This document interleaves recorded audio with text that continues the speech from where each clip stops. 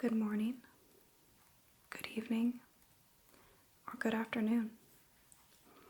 My name is Madison Moon, and tonight I am going to be reading to you a Christmas story. This is not the Christmas story. It is actually an American Girl doll story, and this is Samantha's Surprise.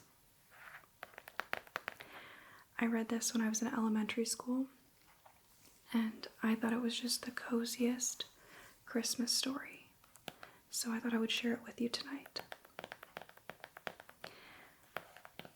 So please sit back, relax, enjoy the sight and the coziness of the Christmas tree. Feel free to close your eyes if you just want to listen to me reading.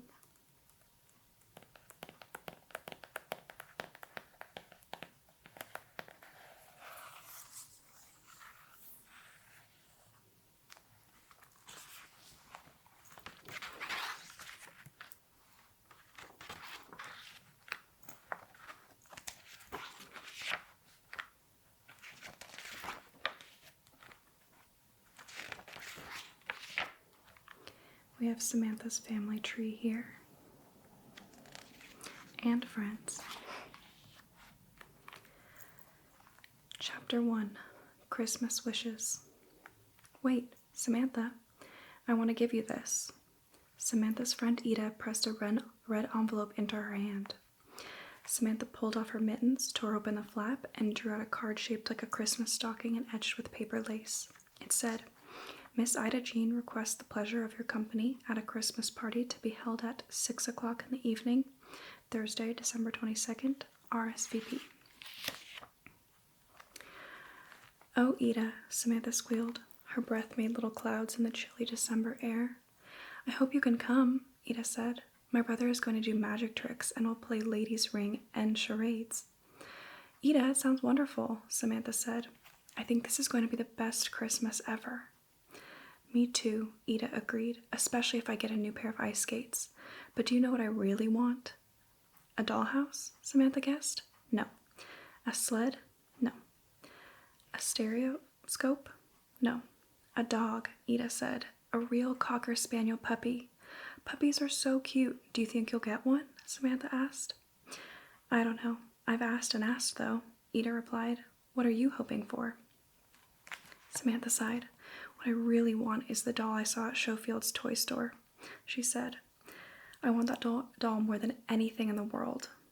What's she like? Ida wondered. She's beautiful, Samantha replied. She's dressed all in pink, even her shoes, and in her hand there's a tiny little... Let's go look, Ida interrupted.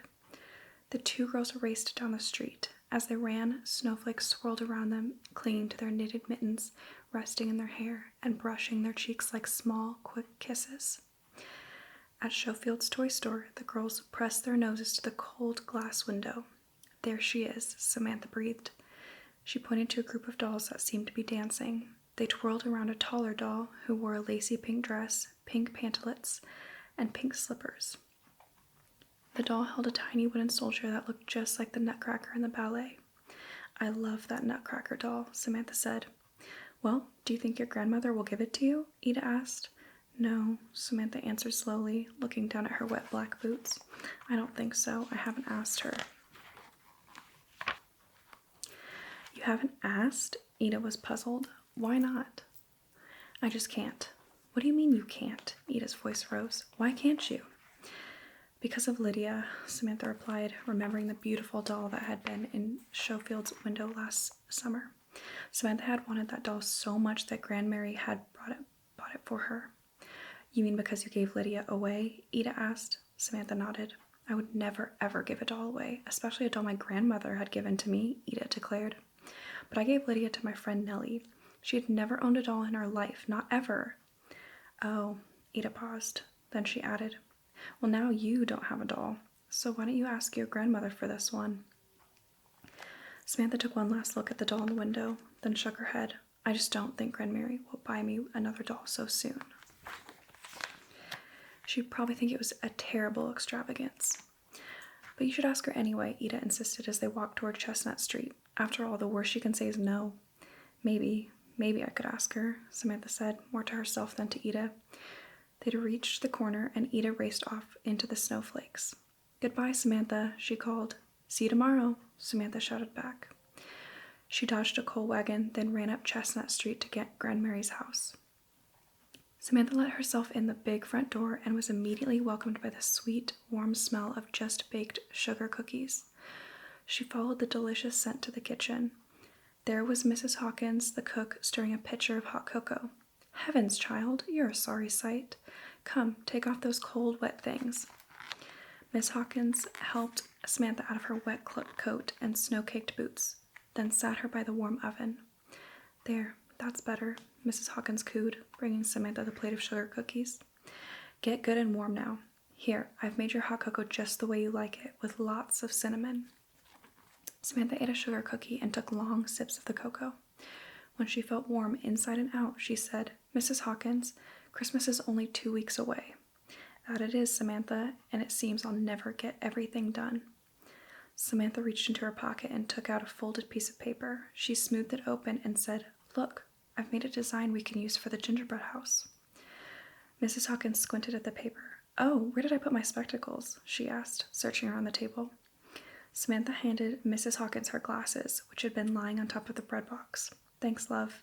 I seem to be forever looking for them, Mrs. Hawkins said, setting them on her nose. Now let's see. She studied the drawing silently for a few moments, then remarked, It's cleverly painted, Samantha, but how big are you expecting this gingerbread house to be? About 2 feet across and 2 feet high. 2 feet high? And you're sure this isn't a gingerbread train station? Mrs. Hawkins teased. It is rather big, Samantha admitted, but it's got to hold up a lot of things. We'll use taffy sticks for pillars and caramel squares for the doors. Cinnamon drops make the best chimney bricks, and for the drawbridge, we can use licorice ropes. My, Mrs. Hawkins said. It certainly sounds fancy. But we can do it. I know we can. Don't you think so, Mrs. Hawkins? Samantha asked. Mrs. Hawkins looked over the drawing again. Yes, Samantha, I do believe that with a lot of ingredients and quite a bit of time and just a pinch of luck, we can make this house. Oh, I knew you'd say yes, Mrs. Hawkins. Thank you so much, Samantha cried, jumping up and giving her a big hug. Let's do it Saturday. Chapter 2. Presents and a Party Dress. Samantha went up to her bedroom, closed the door, and turned the big brass key to lock it. Then she pulled her chair into the closet and climbed up on it. From the top of the chair, she could just reach the big pink hat box on the highest shelf. She brought it down and set it carefully on her bed. The hat box was Samantha's Christmas box. It held all the presents she was making. She unpacked them now, one by one. First, she lifted out the satin pincushion she'd made for Jessie, the seamstress. It was shaped like a strawberry and stuffed with a cup of sawdust from the butcher shop. Next, Samantha took out a book about a lost dog. It was for Nathaniel, Jessie's baby. Samantha had written it herself and stitched it together with red yarn. Grandmarie's gift was underneath the book. It was a heart made from lace and stuffed with dried rose petals. Samantha sniffed it. She knew Grandmary would put it with her handkerchiefs to make them smell pretty. Mrs. Hawkins' gift was a chain to attach her glasses, so she'd never lose them again. And for Nellie, Samantha had made a blue velvet cape for Lydia to wear. Samantha held the cape and thought about how beautiful Lydia would look in it. At last, Samantha reached her favorite gift of all. It was for Uncle Gard. Uncle Gard's present wasn't finished yet, but already it was more beautiful than anything Samantha had ever made. It was a box, a small box, just the right size for cufflinks. Samantha had decorated it with pictures of animals, leaves, berries, fruits, and flowers from her collection of paper scraps. She had carefully cut out each piece of scrap. Then she glued them, one by one, to the sides of the box. Now only the lid was left to be decorated. Samantha sat on the floor with her pot of glue and her collection of scraps spread around her. Very, very carefully, she brushed the back of a purple pansy with glue and held it firmly onto the box. After the glue had dried, she'd picked up one last picture, her favorite one. It was a heart with the words, "With love," written on it. Carefully, Samantha placed it in the very center of the lid. It was perfect. She knew Uncle Gard would like this present best of any he would get on Christmas morning. Just then, someone knocked at her door. "Miss Samantha." Just a minute, Jessie, Samantha called. Quickly, she stuffed her presents back into the hat box and pushed it under her bed. Open the door, child. Samantha hid her scrap collection next to the hat box, scooted the chair out of her closet, and hurried to unlock her bedroom door. Come along now. I finished your Christmas dress. We just need to hem it, the seamstress said. Samantha followed her upstairs into the little sewing room. She could hardly wait to see the new party dress Jessie had made. Where is it? Samantha asked, looking around the room. Oh, you'll see it in good time, Jessie said, smiling slyly. Now take off that dress. Close your eyes and raise your arms. Samantha did as she was told and felt something crisp and cool slide over her head. Heavens, Jessie gasped. What's the matter? Samantha asked, keeping her eyes closed. Why, you've grown 2 inches since I measured you. Miss Samantha, you shove faster than smoke in a chimney. May I open my eyes now, Jessie? Not just yet. First, let me fix the hem. That'll make a big difference. Samantha waited patiently with her eyes closed. Jessie? Jessie's mouth was full of pins. Ida Dean is having a Christmas party in 2 weeks. Do you think I can wear this dress? Jessie pulled the last pins out of her mouth. I don't know, child. You'll have to ask your grandmother. Jessie? Samantha started up again. Yes, Miss Samantha? I just love Christmas. I love everything about it. Even getting ready for Christmas is fun. I'm sure it is, Jessie laughed. I've made all the decorations for the house already, Samantha added. I've got paper snowflakes and cotton snowmen and things for the tree. And on Saturday morning, Nellie is coming over to help me make pine cone wreaths. Did you make the angels out of the blue silk I gave you? Jessie asked. I made 10 of them, just the way you showed me. You have been working hard, Jessie said. Now can I see myself, Jessie? Samantha asked eagerly. Yes, it's all done. Samantha opened her eyes and faced the long mirror. Slowly she turned around. The red taffeta shimmered and made ever so soft, swishing sounds as Samantha moved. It was the color of ripe cranberries. A snowy white lace collar circled the neck, and a crisp white sash wrapped her hips and tied in a bow in the front. Jessie, this is the most gorgeous dress in the whole world, Samantha pronounced solemnly. I agree with you there, Miss Samantha. It's a dress fine enough for a princess, if I do say so myself. Samantha heard someone sniff. Elsa, the maid, was standing at the door scowling. Playing dress up at this hour, she snipped. It's all very well to fuss with them frills, but not at tea time. Your grandmother told me to fetch you, and here you are not even properly dressed. Now, Elsa, Miss Samantha will be right down, Jessie answered. Fussing with frills at tea time, Elsa muttered to herself as she turned. Her shoes scolded tisk, tisk, tisk as she walked down the hall. Jessie helped Samantha out of the new dress and back into her regular clothes. Samantha straightened her stockings and raced downstairs. Grandmarie, she burst out. She remembered to make a curtsy. I have the most exciting news. How delightful, replied her silver-haired grandmother as she lifted the teapot. Come, let's have our tea. Just as Samantha was sure she couldn't wait a moment longer, her grandmother asked, And what is your news, Samantha? My friend Ida Dean is having a Christmas party. It's a week from Thursday, and it's at night. Her brother will do magic tricks, and we're going to play games, and it will be the most wonderful party of all. May I go, and may I wear my new Christmas dress? Grandmarie took a sip of tea. Samantha, dear, you really must learn to ask only one question at a time. 2 questions at once are quite unbalancing. Now, as to the first question, of course you may go, my dear. And as to the second question, yes, you may wear your new dress. You grow so fast, you might as well get all the wear you can out of it. Thank you, Grandmarie, Samantha said happily. I'll have the best time. And now I have a surprise for you, Grandmarie announced. There was a long pause as Grandmarie buttered a biscuit. She was not one to hurry surprises. Finally she said, As you know, Samantha, your Uncle Gardner will spend Christmas with us as he always has. But this year he is not coming alone. He is bringing Miss Cornelia Pitt with him. She will celebrate the holidays here in Mount Bedford and stay on until the new year. Miss Cornelia Pitt, Grandmarie met Cornelia. Samantha thought of Uncle Gard's dark-haired friend who lived in New York. Cornelia was beautiful and so elegant. Her clothes were the latest style, and she always smelled of violets. Remember, Samantha, Grandmarie continued, Cornelia is a special friend of your uncle's. We must make her feel welcome. Oh, I'll welcome her, Samantha said, and I'll make this the best Christmas she's ever had, too. That'll be easy. I've already made all the decorations and planned the gingerbread house. That's very good of you, Samantha, Grandmarie said. But perhaps you've done enough already. Everyone in the house will be very busy now, and it may be best if you just stay out of the way. Samantha wondered why grown-ups always thought the most helpful thing she could do was nothing at all. Didn't they understand what still had to be done? Someone had to string cranberries and hang snowflakes on the windows. Someone had to pick out just the right candy for the gingerbread house. Someone had to help Uncle Guard find a perfect Christmas tree. Samantha could do all those things, and now that Cornelia was coming, she had more to do. She would have to get one more present, something very nice and very elegant for Cornelia. But what? It's so hard to figure out gifts, Samantha found herself saying out loud. What is that you said, dear? Grandmarie asked. I was just thinking, Grandmarie, how hard it is to know what somebody might want for Christmas. I mean, most of the time you just have to guess. Grandmarie smiled. You're entirely correct, Samantha. Of course, sometimes a person might let you know what may be appropriate. Yes, Grandmarie, Samantha said, remembering her own secret wish for Christmas. She thought of what Ida said, and the words floated back to her. You should ask her anyway, they whispered. The worst she can say is no. Grandmarie, Samantha said, clearing her throat. Yes, Samantha? Her grandmother asked, not looking up as she poured more tea.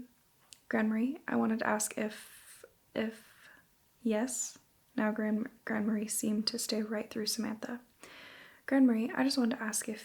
Well, Samantha, dear, speak up. I can hardly hear you when you mumble. Grandmarie, I wanted to tell you that... Come to the point, Samantha. That I think it's going to snow through the weekend, Samantha blurted out, red-faced and shy. Yes, dear, I quite agree with you.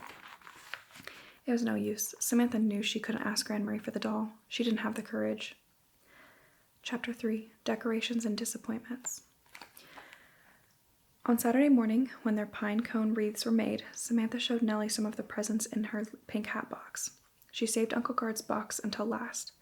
And this is the best present of all, she said proudly as she handed it to Nellie. Oh, it really is, Nellie agreed. I know your uncle will like it. He'll love it, Samantha insisted. He'll know it's the nicest thing I've ever made for anyone. What are you giving your grandmother? Nellie asked. Samantha showed her the sweet-smelling sachet she had made. Grandmarie says homemade gifts are the best ones because you give of yourself when you make them. But I'll have to buy Cornelia's present. There's not enough time to make something really special for her, Samantha said. I wish I knew what to get. What about bath salts? Nellie suggested. Mrs. Van Sicklen has some in a tall bottle with a fancy glass top. Yes, bath salts are nice, Samantha agreed. Then she shook her head. But I don't think bath salts are nice enough for Cornelia. How about hankies? Nellie asked. Well, maybe if they had lace edges, Samantha said hopefully. Then she thought of Cornelia riding in Uncle Guard's automobile, and even hankies with lace edges seemed like a dull sort of present. No, Nellie, I need to think of something really special. Perfume? Nellie suggested. That would be special enough, but I don't think I have enough money for a perfume, Samantha sighed. Well, I can go talk to Jessie later. Maybe she'll know what I should get for Cornelia.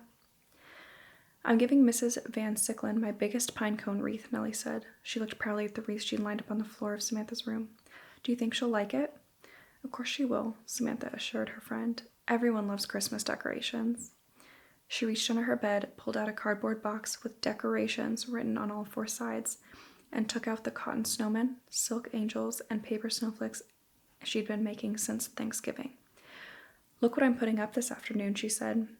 Samantha, your house is going to look like a fairyland, Nellie exclaimed. Especially with these snowflakes, Samantha agreed. Later that afternoon, after Nellie had gone home, Samantha lugged her decoration box down a long, winding staircase. I'll trim the banister first, she thought. At the bottom of the stairs, she unpacked a long string of cranberries. She was about to wind it around the polished railing when a strange voice stopped her. Excuse me, young lady, said a tall, red-haired man. He wore a navy blue uniform, almost like a soldier's. The words Farola Florist were on the right pocket. The man set down a large box that held spicy scented garlands with enormous red bows. He drew a garland out slowly, handling it as delicately as if it were a snake. Now if you would just step out of the way, miss, he continued as he began to wrap the garland gracefully around the banister. I have some decorations too, Samantha told the man. I have a cranberry garland. Well, I guess you'd call it a string of cranberries. It would look quite nice together with... Please, miss, the red-haired man sighed. If you could just stand back and try not to disturb the garland, it's a bit fragile. Samantha stepped back and found herself standing on Hawkins' toes. Oh, Hawkins, I'm so sorry, she said. That's quite all right, Miss Samantha. Now if you'll excuse me. Hawkins was carrying another box marked Farola Florist into the parlor. 2 more large boxes were already on the rug. What's in all these boxes? Asked Samantha. Holiday adornments, he said. Christmas decorations. Samantha saw holly and laurel wreaths and bouquets of Christmas roses, red ones, of course. She counted 4 ropes of ivy, 8 hoops of mistletoe, and 2 miniature trees. One was trimmed with little crab apples, and one was full of tiny oranges. Your grandmother wishes the house to be in full Yuletide splendor for Miss Cornelia's visit, Hawkins explained. He turned to drape an ivy rope across the fireplace mantel. Samantha could not believe what she was seeing. But Hawkins, I've already made decorations, lots of them, enough for the whole house. Hawkins was struggling so hard with the ivy that he didn't seem to hear. Samantha picked up her box of decorations and walked into the dining room. No one was around, so she took out her fuzzy snowman first. She hung 6 of them from the wall lamps using green ribbon. 2 more were soon propped up besides the huge meat platter on the china cabinet. 4 snowmen stood together around a pile of pine cones in the center of the table. Using the tiniest drops of glue, Samantha stuck paper snowflakes to the dining room windows. She took a small oil painting and in its place hung her largest pine cone wreath. The cranberry garland went across the dining room curtains. When Samantha had finished, she sat down to admire her work. The whole room was like a tiny indoor forest filled with pine cones and red berries. Cotton snowmen peeked out from the dark furniture as if they were hiding behind tall trees. Paper snowflakes seemed to float on the windows. It's beautiful, Samantha thought. It's like a winter wonderland, and I did it all by myself. Someone gasped, "Sakes alive, what is this nonsense?" It was Elsa. The maid went straight to the windows and began tearing off Samantha's snowflakes. It's not as if a body didn't have enough to do.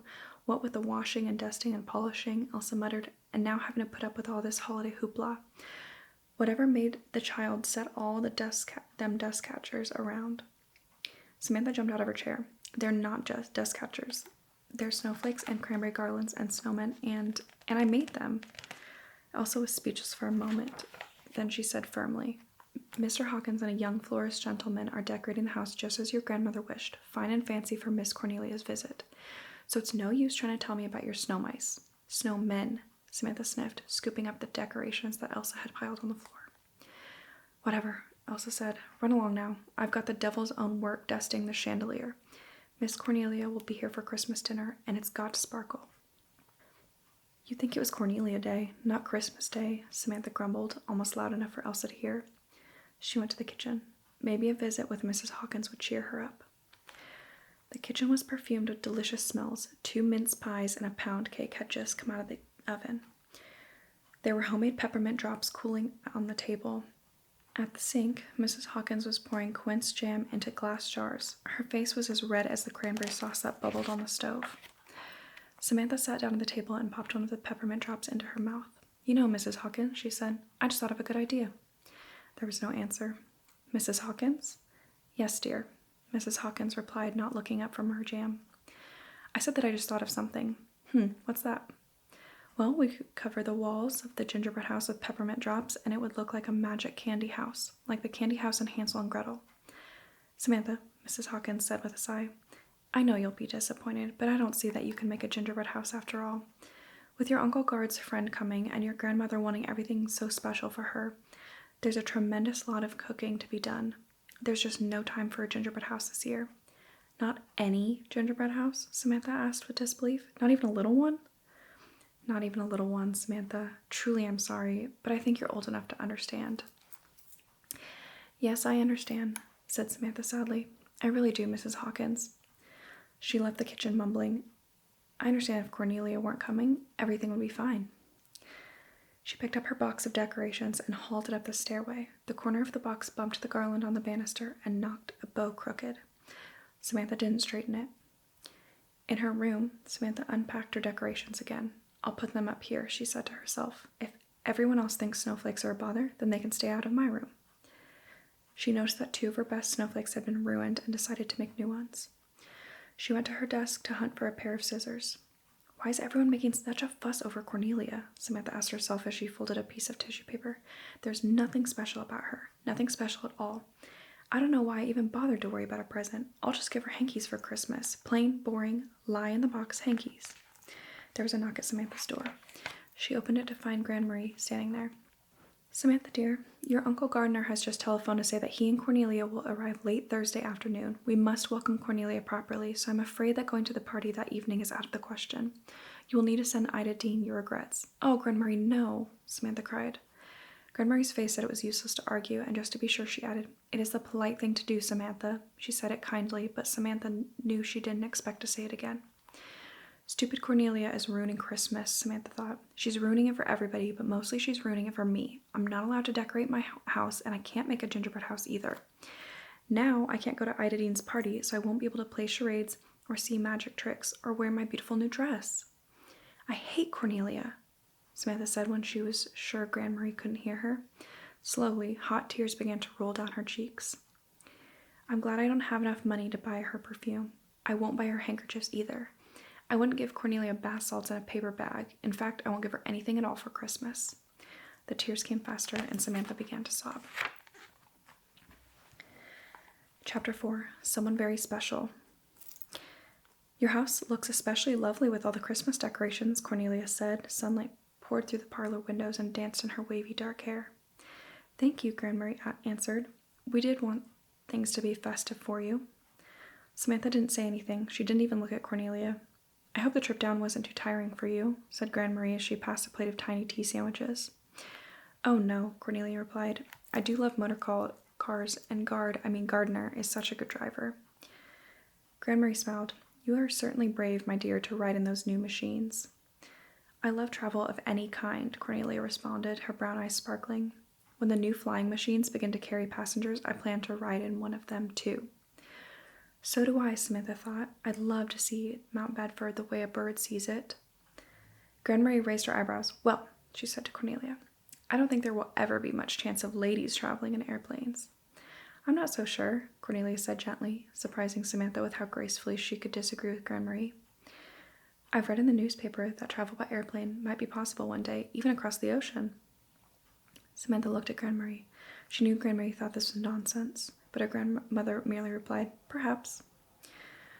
Uncle Gard laughed. By Jupiter, any sort of travel is fine with me. Let them put me in a hot air balloon or a rickshaw or on an elephant. I'd even let them shoot me out of a cannon. Gardner, Grandmarie exclaimed. He pretended to be shocked, and Samantha giggled. Of course, I think the best form of travel is sledding, Uncle Gard added. He turned to Samantha. Don't you, Samantha? Oh, yes, Samantha agreed, only I haven't gone yet this winter. Well, why don't we go sledding tomorrow morning, suggested Cornelia. Do you really think? Grandmarie began. Cornelia's large brown eyes were soft and earnest. It's such good, wholesome exercise, she said. Please, Grandmarie, Samantha pleaded. I love sledding. All right, Grandmarie smiled. Sledding tomorrow morning will be fine. Hurrah, cried Samantha. Right then she made up her mind to give Cornelia something nice for Christmas after all. Maybe bath salts, the kind in the tall bottle with a fancy glass top. The sun sparkled on Fairwind Hill the next morning. The sky was deep blue and cloudless, the air was clean and cool, and all of Mount Bedford lay below, tucked under a soft, thick blanket of snow. I love this hill, Uncle Gard said as they pulled the sled to the top. When I was a boy, I'd come up here to imagine I was in heaven. Cornelia smiled. Gard, I think you could imagine anything if you tried. I couldn't imagine life without you, Gard murmured. Samantha caught his words. Uncle Gard is in love, she said to herself. He loves Cornelia. Sam, Uncle Gard called over his shoulder. Who's going to steer? You steer the sled, Uncle Gard. I want to be in the middle. All right, Uncle Gard laughed. Let's go. The three piled on the sled. Uncle Gard sat in the front, then Samantha, and behind them both, Cornelia. I feel somewhat like a caboose, Cornelia said, making Samantha laugh. Hold on, Uncle Gard called. With a tremendous whoosh, they were gone, skimming down the hillside at top speed. Oh, cried Samantha with delight. Hurrah for us, came Cornelia's unladylike shout. The sled slid faster and faster, skidding and hopping down the hill. Watch out, Uncle Gard yelled, but it was too late. The sled veered out of control, narrowly missed a tree, and tipped over. The passengers spilled out into the snow. Oof, Samantha grunted, wiping the soft powder from her face. Uncle Gard was in front of her, laughing and pointing back up the hill. Samantha turned to see what he thought was so funny. It was Cornelia. She landed on her stomach, and her hat had flown right off her head. She looked most unladylike, with her legs tangled, her face red as a beet, and her beautiful hair all stringy and wet. But she was laughing too. Samantha had never seen anything like it, a grown-up lady who knew how to play. Cornelia is fun. I see why Uncle Guard loves her, Samantha thought. Come on, Cornelia cried, pulling herself up and dusting off the snow. Let's do it again. And they did. They sledded until they were so out of breath, their clothes so wet, and their noses so red that they could do nothing but hurry home to a hot lunch with Grandmarie. After lunch, they decided to go shopping. They piled into Uncle Guard's automobile, and with a loud ooh-ah, ooh-ah from the horn, they rumbled off toward High Street. This year, the store seemed more beautiful than ever. Miss Smith's stationery shop had a revolving Christmas tree made of Christmas cards. As a music box played Joy to the World, the tree turned round and round. Mr. Jerome, the shoemaker, had 4 mechanical elves in his window. They hammered, stitched, and polished tiny shoes. Their mouths opened and closed as they worked, and their pointy hatted heads turned from side to side. Aren't they cute? Samantha asked. She'd seen the elves every Christmas she could remember, yet each year they delighted her as if she had never seen them before. Yes, I love the store windows at Christmas time, too, Cornelia replied. Next they came to Mrs. Carruthers' candy shop. Samantha thought Mr. Carruthers' shop was always a wonderful place, but now she thought it was spectacular. Large red bins shaped like sleighs were heaped with sweets. Oh, don't those look delicious? Cornelia pointed to the mounds of light and dark chocolate on a small silver tray inside a glass case. I just love chocolate truffles, she said. Well, these are the finest in Mount Bedford, Mr. Carruthers informed her. Jolie chocolates. They arrived just this week from France. They do look special, Uncle Guard remarked, although I prefer jelly beans myself. Samantha had pushed in front of some colored sugar wafers. Oh, Samantha, wouldn't these be perfect on a gingerbread house? Cornelia asked her. When I was a girl, I always decorated a gingerbread house. I always decorated a gingerbread house, too, Samantha said. This year, Mrs. Hawkins doesn't have time to help me, though. Then why don't you and I make a gingerbread house? Cornelia asked. We could do it tomorrow morning. Oh, I'd like that. I'd like that very much, Samantha said. They picked out all the trimmings right then. Mr. Carruthers filled several paper bags with lemon drops, sugar wafers, jelly beans, and honey sticks. Cornelia is really too nice for bath salts, Samantha thought as they walked out of the store. She deserves something special. Maybe I'll get her handkerchiefs. Linen handkerchiefs with lace edges. When they crossed Felter Street, Samantha heard the tinkling music of toy pianos. Let's go to Schofield's toy store, she cried. The store was crowded, but Uncle Guard, Cornelia, and Samantha managed to make their way inside. Uncle Guard led Cornelia to the back of the shop to look at the toy soldiers, and Samantha went straight to the window to look at the dolls. When she saw that the lovely Nutcracker doll was still there, her heart sank. She'd hoped it would be gone because Grandmarie had bought it for her, but she knew that was a foolish hope. Grandmarie didn't even know that Samantha wanted this doll more than anything in the world. Grandmarie couldn't know that because Samantha hadn't told her. And now Samantha was sure that someone else would buy the doll for some other girl, maybe for one of the girls in the store right this minute. Just then, a hand reached into the display and picked up the beautiful Nutcracker doll. Oh, look at this doll. Isn't she exquisite? Samantha was startled. She hadn't heard anyone come up behind her. She turned to find Cornelia.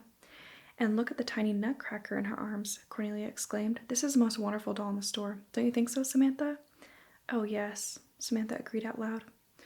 To herself, she said, Cornelia understands. She knows what's special. And for just a moment, she forgot to be sad about the doll she would never have. Just then, Uncle Guard returned. Toy soldiers said we'd better march. Grandmarie will worry if we're late. They'd pushed their way out of the busy store, but when they reached the car, Samantha announced, I won't be coming home with you.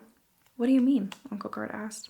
I forgot something. I forgot to buy the vanilla Mrs. Hawkins asked me to pick up for her, Samantha lied. I'll get it and walk home. Nonsense, Sam, Uncle Guard said. We'll go together. No, really, Samantha said. I would rather go alone and walk. I love the streets at Christmas time. Uncle Guard was about to say no again, but something in Samantha's voice must have told him this was important. After a pause, he said, All right, Sam, go if you want, but don't be late. When she was sure the automobile had turned the corner, Samantha ran back up High Street to Mr. Carruthers' candy shop. The little bell over the door tinkled as she went inside. Well, young lady, Mr. Carruthers, how can I help you this time? A pound of Jolie French chocolates, please. A whole pound? Mr. Carruthers asked, his white eyebrows twitching up with surprise. A whole pound, Samantha repeated. This must be for someone really special, Samantha. Oh, yes, Mr. Carruthers, someone very special. Chapter 5, Exchanging Gifts. On Christmas Eve morning, Samantha and Cornelia put the finishing touches on their gingerbread house. Their hands were sticky with icing, and Samantha's cheek was striped with chocolate, but their gingerbread cottage was neat and tidy. It wasn't as large as the house Samantha had planned, and it didn't have a drawbridge, but there was a path of colored sugar wafers that looked like cobblestones leading up to the front door.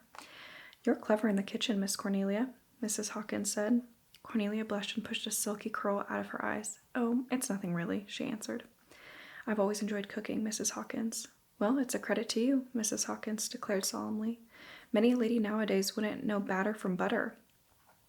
"Did I hear someone say butter?" Uncle Gard asked, coming into the kitchen. "Good grief, Mrs. Hawkins. I do hope you're not buttering up Cornelia. We wouldn't want her to slip away." Samantha groaned. "Uncle Gard, that's an awful joke." "Is it?" Uncle Gard asked innocently. "Well, I suppose it's an awful good joke." "Oh, Uncle Gard, please stop," Samantha said. "Okay, Sam, but it's time to go if we want to find our Christmas tree. Hawkins has already harnessed the horses." "I'll be ready before you can say Merry Christmas," Samantha called, racing to get her mittens, hat, and coat. Hawkins held the horses steady as Samantha and Uncle Gard climbed into the sleigh. Uncle Gard slapped the reins hard over the horses' backs, and the sleigh glided down the path to the street. For several minutes, Samantha and her uncle rode in silence. They shared their red wool blanket and waved to passing neighbors. Then, almost to herself, Samantha said, "Tomorrow's Christmas." "It's come pretty quickly, hasn't it, Samantha?" "No, I don't think so," Samantha replied. "I've been planning for months, and of course," she added with a mischievous smile, "it took a long time to get your present ready." "Oh?" Uncle Gard asked, pretending not to be interested. "Yes, it's the nicest present of all, and you'll never, never guess what it is," Samantha said. "Of course I will," Uncle Gard announced. "Let me try. Is it smaller than a bread box?" "Quite a bit, yes." "Is it green?" "Parts of it are," Samantha told him. "Could I ride on it?" "Not at all," Samantha giggled. "Does it sing?" "No." "Can it do handsprings?" Samantha laughed. "No. Guess some more." "Is it something that closes up?" "It could," Samantha said cautiously. "Could I wear it on my head in summer?" "You'd look silly if you did." "Aha, I know what it is," Uncle Gard declared. "Tell me," Samantha said. "It's a baby turtle, of course." "A baby turtle?" Samantha gasped. "How do you figure that, Uncle Gard?" "Because, Sam, everyone knows a baby turtle is smaller than a bread box, cannot sing, or do handsprings, is part green, can close up, cannot be ridden, and would look silly on my head in summer." "Well, you're wrong," Samantha said.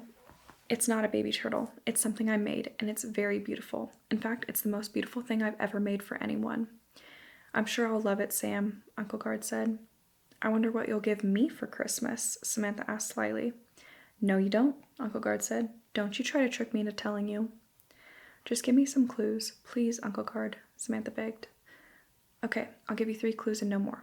Clue number 1, like a good schoolgirl, it uses notes. Clue number 2, unlike Samantha, it always plays alone.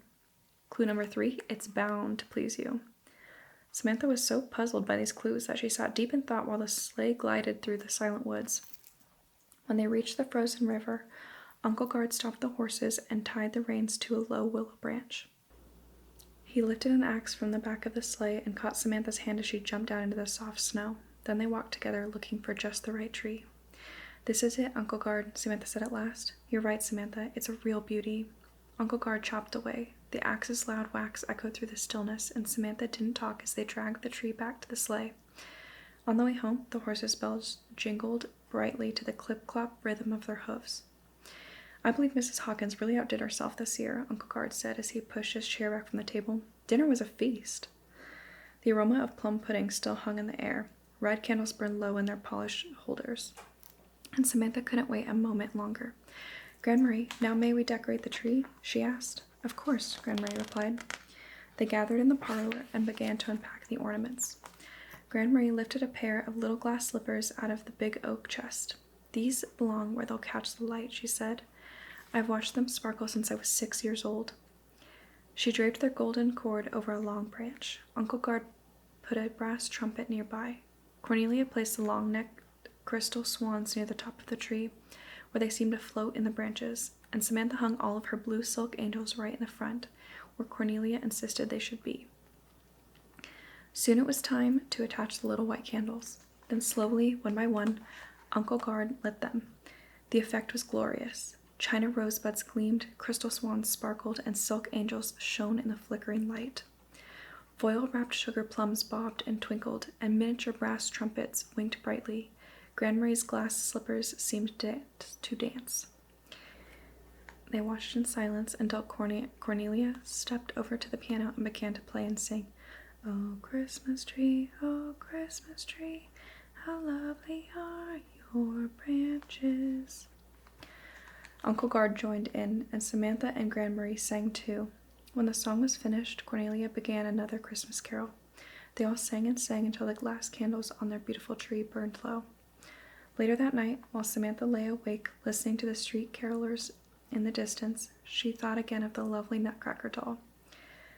Right now, she's probably under some girl's Christmas tree, wrapped in pretty paper and waiting to be opened, Samantha thought.